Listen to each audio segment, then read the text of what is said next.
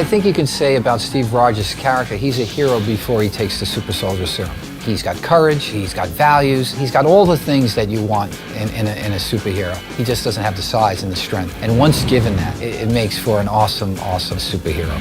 We knew that the movie wouldn't work if you didn't buy Skinny Steve at the top. We're going to spend the whole first act with a scrawny version of Steve Rogers before he gets chosen for the program and undergoes the procedure that turns him into Captain America.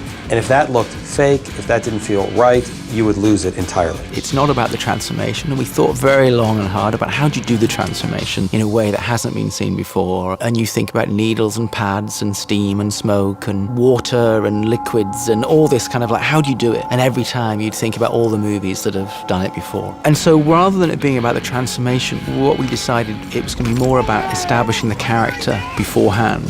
Get back! And then the transformation isn't the big deal. It's a pretty big scene, but it's sort of behind closed doors. It's really about the man that goes into the pod and then the man that comes out of the pod, and that's what the beat is in the movie, as opposed to it being, and now we see his muscles bulge and, expand and everything else. Knowing what we wanted Chris to look like when he came out of the pod, fully transformed, we knew that he had to start working out right away. And he spent probably 3 months getting into that shape. We also knew that for the entire first act of the film, he had to look like he weighed 100 pounds and was 5'7". Obviously, once he started working out, there's no going back.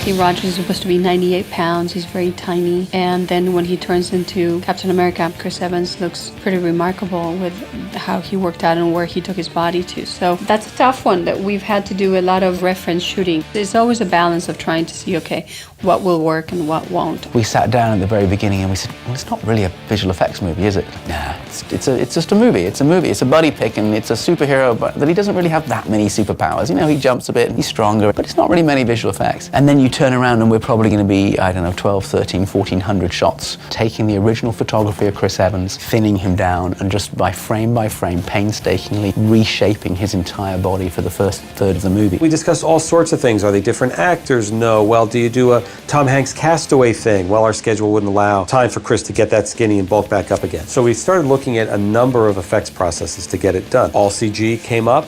We just didn't feel it was there. It wasn't right, and there was enough of that creepy factor that you would never be able to fall in love with it. And the goal was to make the audience fall in love with the character before he gets any muscles, before he puts on a costume, before he holds a shield. And in early meetings we had with Chris Evans, it was very important to him and it was important to us that it be him, that it be his performance, that entire section of the film. I think if you get to know who Steve Rogers is before he becomes Captain America, that's what will make for a good character, that's what will make a good movie. We wanted Chris Evans and Stanley Tucci together. We wanted Chris and Haley together. We needed Chris and Tommy Lee Jones together. And that's why the performance works. So we're taking Chris's performance and we're actually shrinking him down and scaling him down and thinning him up. And we're doing it using a variety of techniques, but that's one of our sort of more challenging aspects of what we're doing, and something that really hasn't been done to this level before. He's a big guy, he's broad, and he's got a classic V shape, and what we're trying to turn him into is the 98-pound weakling and make him shorter and thin out his face and remove the muscles from his neck and his shoulders. We did a few proof of concept tests, and I remember showing a section of the film, early rough cut footage of the rebirth scene, where there were a few shots of Chris skinny, gets onto a table, goes into the pod opens up, reveals the muscles, and the people I was showing to, how did you add those muscles? That was amazing. What's that effect? How'd you add those muscles? And I went, that's not the effect.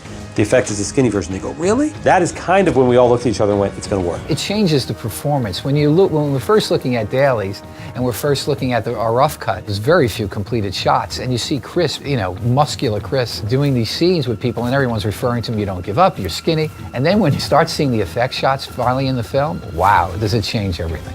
As much as possible is Chris basically shrunk. When that didn't work, for technical reasons, we photographed a body double, what we call a Skinny Steve, an English guy named Leander Dini. Chris is of a kind of heroic build, and he needs to be a scrawny loser. That's where I come in.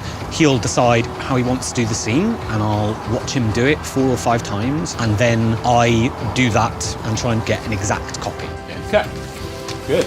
You do one with Chris, you do one with a double, you do one with a clean plate. Sometimes we do one with Chris and slide a green screen in behind him. Sometimes we do one with the double and put tracking markers on his face. Frankly, because we wanted to give the effects houses as much information as they needed. because we knew the process wouldn't be easy, and we knew that from shot to shot they'd have to vary their technique. So we essentially covered every technique possible to give them all the ammunition they need. What we found out early on is that Leander wasn't quite thin enough and weak looking enough, and he wasn't quite emaciated to the point we wanted him to, so we would have to skinny up Leander as well. And sometimes when we skinny Leander, Chris's head would be wrong. It's amazing how just a matter of millimeters will make him look like a completely different person. It's been probably the hardest thing for us to achieve, because not only are you trying to make someone look small and you're trying to make him look believable, but you're also trying to make him look consistent. And from shot to shot, depending on the lens that you used when you photographed it or the lighting, that can change things dramatically. And because there's so many shots, it's not like we can give them to one artist and say, you know, make all these shots look like the same guy. They have to go to several different artists. We employ 8 or 9 companies currently, and we've got them in 3 continents. And some of those companies will have upwards of 300-400 people working on this. There's a lot of work and a lot of an incredible amount of energy and effort goes into every single frame in the final movie. You know, you really are concentrating on every single pixel. So they're constantly comparing notes and trying to make them look like the same person. So if the lighting is different, the angle is different, and the weather is different, it changes just enough so that suddenly you shrink him down and it's not the same guy. Here we have an example of him where we've actually just literally taken his whole face and his body, his shoulders, his neck, and we've just thinned him down. We've made his cheeks more gaunt, we've changed the shape of his jaw to remove some of that strong sort of superhero jaw. We've made his shoulders much, much narrower and given him more of a coat hanger feel here, in this area here. We've thinned down his neck. We've just tried to make the helmet look just a little bit big. We've shrunk the whole head just a little bit and made him just a little bit smaller. What we're not doing is just a general overall scale down. So it literally is taking the sides of his features and moving them all in, but making sure that the central features, the face, stays the same. So that what you're seeing is still Chris Evans, and you can see that, you know, it's still the same person, but it's really trying to maintain that character of what Steve is. We are going to win this war because we have the best men, and because they are going to get better, much better. On this shot here, we're actually doing a different technique, which is to use our body double. This is how we actually photographed him. He's got green dots on his face so that we could track where his face was looking, because we looked at this and thought, well, this is likely to be more of a head replacement technique rather than slimming Chris down. So we shot the same pass with Chris Evans' face, or Chris walking doing the same motion, exactly the same, so we shot the scene 2 different ways.